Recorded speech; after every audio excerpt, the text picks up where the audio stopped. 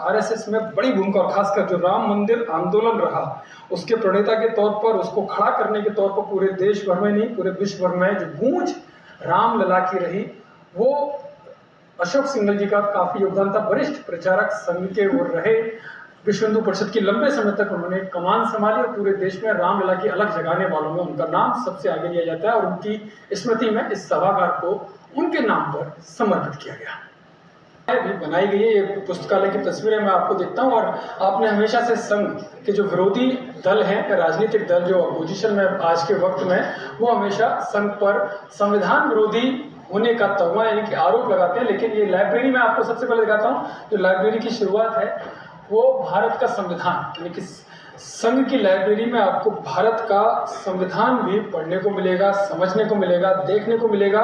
इसके अलावा संघ के बारे में कहा जाता है कि वो केवल और केवल हिंदुत्व की बातें करता है। तो वो तस्वीरें में अब आपको दिखाऊंगा, लेकिन पहले लाइब्रेरी आप देखिए कि किस तरह से सुव्यवस्थित तरीके से भव्य लाइब्रेरी का निर्माण यहाँ पर इस कार्यालय में किया गया है। फिलहाल 25 लोगों के बैठने की व्यवस्था है और करीब 8,000 लोग, 8,000 किताबें, वो जो पुस्तकें वो यहाँ पर रखी गई हैं। लेकिन जो संघ के बारे में कहा जाता है कि केवल हिंदुत्व की बातें करता है, तो आप ये किताबें देखेंगे, केवल हिंदुत्व नहीं, बौद्धिज्म भी मिलेंगी, जैनिज्म भी मिलेंगी, और जो इस्लामिक कल्चर की किताब है वो भी यहाँ पर मिलेंगी। यानी कि हर धर्म की, केवल हिंदुत्व की नहीं, हर धर्म की, हर विषय की, हर भाषा की पुस्तकें यहाँ पर मिलेंगी। यानी कि सर्वधर्म समभाव का, जिसके बारे में कहा जाता है कि उसे बहुत प्रचार प्रसार की जरूरत नहीं है, क्योंकि आरएसएस का मानना है कि उतना ही काम सामने आना चाहिए जिससे उनके काम में बाधा ना हो। बहुत प्रचार प्रसार की उन्हें जरूरत नहीं है, क्योंकि वो शांति के साथ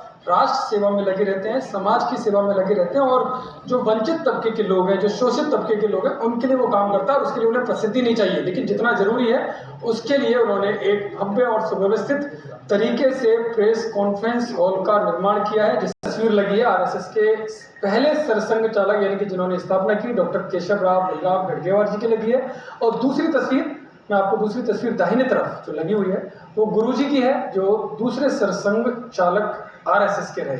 यहाँ पर बैठने की जो व्यवस्था है आप देख सकते हैं, 2 चेयर लगाई गई हैं। यहाँ पर सरसंघ चालक और सरकारवा के बैठने की व्यवस्था, या जो भी बैठक लेंगे उन पदाधिकारियों के बैठने की व्यवस्था है। और ये जो हॉल है, क्योंकि सबसे बड़े होंगे, 600 लोगों के बैठने की व्यवस्था की गई है, जमीन पर बैठने की व्यवस्था की गई है। और जो नीचे नहीं बैठ सकते हैं उनके लिए यहाँ पर साइड में चेयर है, वो साइड में चेयर लगाकर या पीछे चेयर लगा।